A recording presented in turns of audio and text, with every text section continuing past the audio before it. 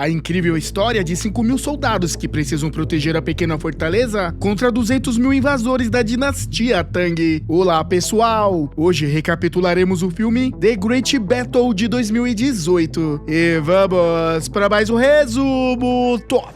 No ano de 654 d.C., o Império Tang, comandado pelo ambicioso imperador Taizong, estava determinado a expandir seu domínio. E claro, para um governante como Taizong, isso significava a guerra. Seu alvo, o reino de Goguryeo, na Península Coreana. Para isso, ele lançou uma ofensiva contra uma fortaleza estratégica encravada nas montanhas de Júpil. Goguryeo, por sua vez, não estava disposto a ceder terreno sem brigar, mobilizando suas tropas para a batalha. De um lado, 150.000 soldados liderados pelo general Yan, um estrategista veterano. Do outro, os 200.000 homens do exército Tang, comandados pessoalmente pelo confiante, alguns diriam teimoso, imperador Taizong. Goguryeo começou a batalha com tudo. Sua cavalaria esmagou os arqueiros Tang e abriu brecha na linha de infantaria. Parecia que a vitória estava ao alcance. Enquanto isso, Taizong, imperturbável, ignorava o conselho de seus estrategistas para recuar. Ele tinha um plano e paciência para esperar o momento certo. Do outro lado, os líderes de Goguryeo começaram a se gabar antes da hora. Eles estavam levando vantagem no combate corpo a corpo. Porém, no campo de batalha, a vantagem pode durar até o próximo movimento de seu adversário. E Taizong, em um movimento calculado, ordenou que sua cavalaria realizasse um ataque de flanqueamento devastador. Pegando Goguryeo de surpresa, as tropas de Tang cercaram os inimigos e viraram o jogo. O resultado? Goguryeo foi destroçado. Dos 150.000 soldados de Yan, apenas 10.000 conseguiram fugir. O resto ficou para trás em pedaços. Com a vitória garantida, Taizong sequestrou Sherry, uma vidente que havia servido ao falecido rei Yonju, fundador de Goguryeo. Para o imperador que via a guerra como um jogo de xadrez, Sherry não era apenas uma peça interessante, ela era a rainha que poderia ajudá-la a tomar a próxima fortaleza, Ansi, o último grande obstáculo entre ele e a capital de Goguryeo. Convencido de que a fortaleza de Ansi estava mal defendida, o imperador Taizong, em um raro momento de vamos tentar resolver sem um derramamento de sangue, elaborou uma estratégia alternativa para conquistá-la. Usar Sherry, a vidente capturada, como arma psicológica. Sherry tinha uma ligação especial com Yang Marshall, o comandante de Ansi, que carregava o estigma de traidor graças ao general Yan. Marshall havia se recusado a reconhecer Yan como o líder legítimo, após o golpe que culminou na morte do rei. Enquanto Taizong afinava suas peças no tabuleiro, o general Yan estava preparando suas próprias cartas. Ele convocou Samu, um cadete ainda em treinamento militar, para uma missão de vida ou morte, infiltrar-se em Ansi e assassinar o comandante Yang Marshall. A escolha de Samu não foi por acaso. Ele havia crescido em Ansi antes de ser levado à capital para treinamento, o que fazia dele o candidato perfeito para entrar sem levantar suspeitas. Além disso, Yan sabia jogar com a mente das pessoas. Após bombardeios constantes de propaganda, Samu realmente acreditava que Yang Marshall era um traidor. Sem pestanejar, o jovem cadete aceitou a missão, sem perceber que estava prestes a ser mais um peão na intrincada disputa pelo controle de Goguryeo. E galera, vou ter que fazer uma mini explicação, porque eu mesmo assistindo o filme, demorei para entender as movimentações e as estratégias até agora. Tipo, é muito Game of Thrones. Vamos lá. A história até aqui é basicamente essa. O filme primeiro nos apresenta o Império Tang, onde o imperador Taizong, que é o fodão da história, quer dominar mais um reino entre tantos que já dominou. Agora, ele está enfrentando o reino de Goguryeo, onde o imperador desse reino se chama Yan, o mesmo que tomou uma surra do imperador fodão, e só restaram 10.000 soldados. Acontece que o general Yan não se bica com um cara que administra uma cidade chamada Ansi, dentro de seu reino, como se fosse um governador, um tal de Yang Marshall que vamos conhecer adiante. E o general Yan mandou o garoto Samu se infiltrar na pequena cidade de Ansi e acabar com a raça de seu ex-amigo e agora desafeto Yang Marshall. E o que temos até agora? Simplesmente as tropas do imperador fodão e o garoto Samu, ambos indo acabar com a pequena cidade de Ansi. E você deve estar se perguntando por que o general Yan ajudaria o inimigo sabotando a última cidade antes de chegar até ele? Muito simples, porque ele sabe do poder de Taizong. E para ele, a chance da pequena cidade de Ansi sobreviver ao ataque é zero. E nessa, ele já quer aproveitar para garantir que seu desafeto seja eliminado. Ou seja, resumindo, ele largou. No fundo, ele sabe que vai perder a guerra. Mas o legal da história vem agora. A forma como a pequena cidade vai tentar sobreviver ao melhor exército daquela época. Já falei demais, vamos voltar à história. Samu partiu rumo à fortaleza de Ansi com a determinação de um jovem idealista e a ingenuidade de alguém que não sabia exatamente no que estava se metendo. No caminho, encontrou 2 soldados de Goguryeo, que pediram para se juntar a ele, alegando terem sobrevivido a um ataque das forças de Tang. Com poucos argumentos contra, Samu acabou aceitando os novos companheiros. No dia seguinte, noite, o grupo chegou à fronteira de Anse e se deparou com 3 moradores lutando para desencalhar uma carroça atolada na lama. Em um ato de solidariedade, Samu e seus novos aliados decidiram ajudar. Só que nada nessa jornada parecia ser o que aparentava. Um dos moradores revelou-se ninguém menos do que Young Marshall, o próprio comandante da fortaleza Anse. Para piorar, ele não era exatamente conhecido por ser ingênuo. Com a habilidade de quem cheira problemas à distância, Young Marshall e seu braço direito Shu logo suspeitaram que algo estava errado. Enquanto Shu inspecionava os cavalos, as identidades dos 2 soldados foram descobertas. Eles eram espiões de Tang e a reação foi instantânea. Atacaram Young Marshall tentando salvar a pele. Só que para o azar deles, o comandante não era do tipo que deixava amadores estragar o dia. Sobrou Samu, que ao ver Shu se preparando para executá-lo, entrou em modo de sobrevivência. Desesperado, começou a despejar explicações. Disse ser apenas um cadete de Goguryeo, sobrevivente de uma batalha contra Tang, e que era, na verdade, um filho de Anse enviado à capital para estudar. Young Marshall ouviu, mas sua expressão sugeria que não estava comprando nem metade da história. Ainda assim, decidiu nocautear e levar Samu até a fortaleza para o interrogatório mais detalhado. Ao chegar à fortaleza de Anse, Samu teve uma surpresa que o balançou. O temido traidor Young Marshall, alvo de sua missão, era, na verdade, o líder sábio e admirado por todos. A lealdade e o respeito do povo por ele eram palpáveis. E para piorar, o homem não parecia se encaixar na imagem distorcida, pintada pelo general Yan. Ainda assim, o peso da missão continuava a esmagá-lo, como uma âncora presa ao peito. Naquela noite, em um momento de coragem, ou talvez pura confusão interna, Samu procurou o comandante Young Marshall. Em uma conversa franca, revelou informações críticas sobre os planos do exército Tang para atacar a fortaleza, mas não parou por aí. Samu declarou sua disposição de lutar ao lado de Anse contra as forças invasoras, como se esperasse que isso aliviasse o fardo que carregava. A sinceridade de Samu não passou despercebida. Young Marshall, ainda vigilante, tomou a decisão de reunir o jovem como membro de seu clã, uma jogada estratégica que também funcionou como teste. A recepção calorosa que Samu recebeu fortaleceu a confiança da liderança de Anse, de que ele não era uma ameaça, pelo menos não naquele momento. Para integrar Samu de vez, o comandante o apresentou a 2 de seus oficiais de confiança, Pong, o estoico líder da unidade de espadas, e Weibo, o comandante da unidade X. Ambos representavam a força e a disciplina que sustentava a defesa de Anse, mas também reforçavam algo que Samu começava a enxergar. Young Marshall era mais do que um comandante, ele era o coração pulsante da fortaleza. Após testemunhar o caráter de Young Marshall e a devoção de seu povo, Samu tomou uma decisão que mudaria seu destino: abandonar a missão. No dia seguinte, o comandante Young Marshall começou os preparativos para a inevitável invasão de Tang. A fortaleza de Anse virou um canteiro de guerra. Barricadas de lança surgiram em cada ponto estratégico, e muros de argila e lama foram erguidos para fortalecer as defesas. No meio das preparações, Marshall percebeu a ausência de um de seus oficiais, Paco. Ao encontrá-lo, descobriu que ele estava com sua irmã mais nova, Becca. Marshall foi direto, nada de relacionamentos até o fim da guerra. Ele não estava disposto a perder mais pessoas por laços emocionais que enfraquecessem o foco. Becca e Paco entenderam, mas o silêncio pesado dizia tudo o que precisava ser dito. Dias depois, o alerta soou. Os batedores Tang foram avistados perto da fortaleza. Young Marshall não perdeu tempo e reuniu suas tropas. Com uma calma quase sobrenatural, anunciou que o imperador Taizong estava vindo com seu exército de 200.000 soldados. A comparação era brutal. Os 5.000 defensores de Anse pareciam uma gota no oceano. Enquanto o clima de tensão tomava conta, Samu, designado para guardar os portões da fortaleza, sentiu o peso das circunstâncias. A instrução inesperada de raspar a barba vinda de Young Marshall deixou o garoto dividido. Ele poderia cumprir sua missão eliminando ou ser considerado um traidor por ajudar um verdadeiro líder. O que ele não sabia era que o comandante Yan já havia percebido suas intenções duvidosas, mas escolheu confiar nele mesmo assim. Enquanto isso, o imperador Taizong avança com seu exército gigantesco. No primeiro ataque, o imperador Taizong, certo de que força bruta resolveria tudo, ordenou que suas catapultas lançassem pedras maciças contra a muralha de Anse. Mas o que ele não esperava era que aquelas barreiras de argila e lama, aparentemente simples, fossem praticamente inquebráveis. Enquanto as pedras ricocheteiam sem fazer muito estrago, Taizong começava a perceber que essa batalha seria mais complicada do que imaginava. Frustrado com o fracasso inicial, ele mandou a infantaria avançar, com arqueiros oferecendo suporte. Foi quando o verdadeiro caos começou. As forças Tang chegaram ao portão principal e uma batalha feroz explodiu. Young Marshall, sempre 3 passos à frente, instruiu Paco a liderar uma investida de pedras, enquanto sua irmã Becca comandava os arqueiros com precisão cirúrgica, transformando o campo de batalha em uma chuva de flechas e gritos. Quando os Tang finalmente romperam o portão principal, Samu congelou de medo, mas então Young Marshall, com a calma de quem já tinha um as na manga, revelou que tudo fazia parte do plano. A brecha não era um erro, era uma armadilha. Os soldados Tang, cheios de confiança, tropeçaram direto em um labirinto de barricadas de lanças estrategicamente escondidas, tornando-se alvos fáceis para os defensores de Ansi, que lançaram o contra-ataque esmagador. Utilizando uma formação de cerco perfeitamente calculada, Yang Muscle transformou a invasão em caos puro. Os invasores entraram em pânico e a retirada virou a única opção. Mesmo o orgulhoso imperador Taizong teve que admitir a derrota e ordenou que suas tropas recuassem. Naquela noite, os aldeões recolheram flechas dos corpos dos inimigos caídos, planejando reutilizá-las. Enquanto isso, os soldados, exaustos, celebraram a vitória com uma refeição comunitária. O clima era de alívio e camaradagem, mas nem todos conseguiram relaxar. Samu, mesmo cercado por sorrisos e canções, estava à deriva em sua própria mente. A ordem do general Yan de assassinar Yang Muscle era um fardo que parecia impossível de ignorar. Na manhã seguinte, Samu, esmagado pelo peso de sua missão, tomou uma decisão. Ele iria cumprir a ordem de Yan e assassinar Yang Muscle. Antes que Samu pudesse fazer algo, Yan Muscle o confrontou diretamente, lançando uma verdade que desmontou a narrativa de traição construída por Yan. O traidor de Ansi, na verdade, havia se sacrificado para salvar o reino. Ele explicou que lutar em campo aberto contra os Tang seria burrice, dada a esmagadora superioridade numérica do inimigo. Em vez disso, concentrou todos os esforços na defesa de Ansi, pois sabia que a fortaleza era a única barreira real entre o reino e o desastre total. A conversa, no entanto, foi bruscamente interrompida por Shu, que trouxe notícias urgentes. Os Tang estavam lançando outro ataque. Sem perder tempo, Yang Muscle reuniu seus homens, e os defensores de Ansi voltaram às muralhas, deixando para trás qualquer questão não resolvida. As forças Tang haviam intensificado sua ofensiva, e dessa vez estavam conseguindo ganhar vantagem. A resistência de Ansi estava no limite, e mesmo Yang Muscle parecia abalado com a situação. Samu, consumido pelo desespero e pela urgência, implorou ao comandante que fizesse algo, qualquer coisa. Com a calma de um homem acostumado a transformar a adversidade em oportunidade, Yang Muscle traçou um plano de última hora. Ele ordenou que soldados preparassem bolsas cheias de óleo, com a intenção de usá-las como armas contra as torres de cerco. Era um ato arriscado e desesperado, mas se funcionasse, poderia virar o jogo mais uma vez. As bolsas de óleo incendiaram as torres de cerco dos Tangs uma a uma, transformando o avanço inimigo em uma derrota ardente. Ao ver suas torres destruídas e seu exército desorganizado mais uma vez, o imperador Taizong ficou atônito. A ideia de que uma fortaleza tão pequena pudesse resistir ao seu gigantesco exército pela segunda vez era quase humilhante. Assim, naquela noite, Taizong ordenou a retirada temporária de suas forças, deixando o campo de batalha coberto de fumaça e frustração. No dia seguinte, ele formulou uma nova estratégia, desta vez envolvendo uma arma menos convencional, Sherry, a vidente capturada. Taizong instruiu Sherry a viajar até Ansi como emissária, carregando uma mensagem clara e manipuladora. Usando sua reputação como vidente, ela deveria convencer Yang Muscle de que sua derrota era inevitável e que a rendição era o único caminho sensato. No entanto, Sherry não era apenas uma ferramenta dos Tang. Ao chegar à fortaleza, ela revelou seu verdadeiro propósito, ajudar Ansi a resistir. Em um ato de traição calculada contra o imperador, Sherry informou a Yang Muscle sobre o próximo plano dos Tang. Taizong pretendia construir uma montanha artificial, um monstro de madeira e terra, que daria ao exército Tang uma vantagem de altura sobre a fortaleza. O imperador Taizong, determinado a dobrar Ansi de vez, mobilizou todo o seu gigantesco exército para construir sua montanha artificial bem diante da fortaleza. Taizong, com sua habitual arrogância, apostava que o projeto estaria concluído em 2 meses, tempo suficiente para esmagar a moral dos defensores. Dentro das muralhas de Ansi, o nervosismo era palpável. O que antes era confiança, agora começava a parecer desespero, e todos sabiam que o relógio estava contra eles. Foi nesse clima de tensão que Paco, sem impulso, apresentou um plano audacioso: atacar a tenda do próprio imperador Taizong, enquanto suas forças estavam ocupadas com a construção. Em uma jogada arriscada, mas com poucas alternativas à vista, o comandante Yang Muscle, relutante, deu o aval. No entanto, como muitas ideias ousadas, essa também desabou em tragédia. Os Tang, sem explicação aparente, haviam antecipado a emboscada. Paco e sua unidade de cavalaria foram pegos em uma armadilha devastadora. O que deveria ser uma missão cirúrgica virou um massacre. Quando a poeira assentou, apenas Paco conseguiu retornar à fortaleza gravemente ferido e carregando mais do que apenas o peso da derrota. Antes de sucumbir aos ferimentos, Paco revelou uma verdade estarrecedora. Havia um espião infiltrado entre os defensores de Ansi. A dor pela morte de Paco foi insuportável para Becca, que, desesperada, apelou a Sherry, conhecida por seus poderes, para trazer o espírito de Paco de volta. Mas o que veio em resposta foi ainda mais chocante do que o pedido. Sherry revelou ser a espiã que entregou os planos de Ansi ao imperador imperador Taizong. Enfurecido pela traição de Sherry, o comandante Yang Marshall, mesmo carregando a dor de um relacionamento passado com ela, não teve escolha. Ele levantou sua espada para eliminar a única pessoa que amou. Mas, em um movimento rápido, Samu o poupou de mais dor e, com uma faca, cortou o pescoço da traidora. Becca, consumida pela dor e a perda de Paco, decidiu agir por conta própria. Sem consultar ninguém, partiu sozinha em uma missão mortal para atacar o acampamento Tang e vingar seu amado. Mas sua tentativa desesperada foi rapidamente frustrada e Becca perdeu a vida no processo. No meio do luto e da desordem, Samu desapareceu misteriosamente da fortaleza, deixando seu paradeiro desconhecido. Como se as coisas não pudessem piorar, no dia seguinte, as forças Tang anunciaram que sua gigantesca montanha artificial estaria concluída em apenas 10 dias. Foi então que uma faísca de inspiração surgiu de um lugar inesperado. Observando crianças brincando com terra nos arredores da fortaleza, o comandante Yang Marshall teve uma ideia que poderia virar o jogo. Reunindo mineradores locais, ordenou a construção de um enorme túnel subterrâneo sob a montanha artificial. O objetivo era simples, mas engenhoso: derrubar a estrutura de dentro para fora, transformando o trabalho monumental do exército Tang em ruínas. Poucos dias depois, Samu, atormentado por sua consciência e determinado a salvar a fortaleza de Ansi, chegou à capital de Goguryeo para implorar pessoalmente ao general Yan por reforços. No entanto, Yan, mais preocupado com sua autoridade do que com o destino de Ansi, reagiu com frieza. Acusou Samu de falhar miseravelmente em sua missão original e de trair sua confiança. Enquanto isso, na frente de batalha, o imperador Taizong, confiante na superioridade de sua nova arma de guerra, ordenou que seu exército lançasse o primeiro ataque a partir da montanha artificial recém-construída. Para os defensores de Ansi, a situação era crítica. A chuva dos últimos dias havia enfraquecido as vigas de suporte do túnel, colocando em risco a estratégia subterrânea do comandante Yang Marshall. Um minerador, ciente do sacrifício necessário, voluntariou-se para derrubar as vigas com um machado, acompanhado por outros homens dispostos a arriscar tudo. Com precisão e coragem, eles concluíram a missão, mesmo enquanto as forças Tang avançavam. De repente, o túnel desabou, arrastando a montanha artificial consigo. O trabalho monumental do exército Tang se transformou em destroços, deixando os invasores em total desordem. Sem perder tempo, o comandante Yang Marshall ordenou que suas tropas avançassem para capturar os destroços. A ação rápida e ousada pegou o imperador Taizong completamente desprevenido. Incapaz de processar como seu plano, meticulosamente arquitetado, havia sido destruído, Taizong ficou momentaneamente paralisado pela incredulidade. Determinado a recuperar o controle da situação, o imperador ordenou um contra-ataque imediato, desencadeando outra batalha feroz. Os defensores de Ansi resistiram ferozmente, utilizando tudo ao seu alcance para repelir as ondas incessantes do ataque Tang. Flechas choveram das muralhas e rodas flamejantes foram lançadas, transformando o campo de batalha em um inferno para os invasores. A batalha se arrastou por dias e a determinação de Yang Marshall manteve suas tropas de pé, mesmo diante de probabilidades esmagadoras. Com as mãos feridas e ensanguentadas, o comandante ainda disparava flechas, recusando-se a ceder. Quando os suprimentos de munição começaram a se esgotar, Yang Marshall fez um pedido surpreendente: o arco real deixado pelo rei Yonju, um artefato lendário conhecido por sua dificuldade de manuseio. Com a fortaleza em jogo, ele ignorou o peso do arco e, movido por pura força de vontade, disparou uma flecha de obsidiana que encontrou seu alvo com precisão devastadora.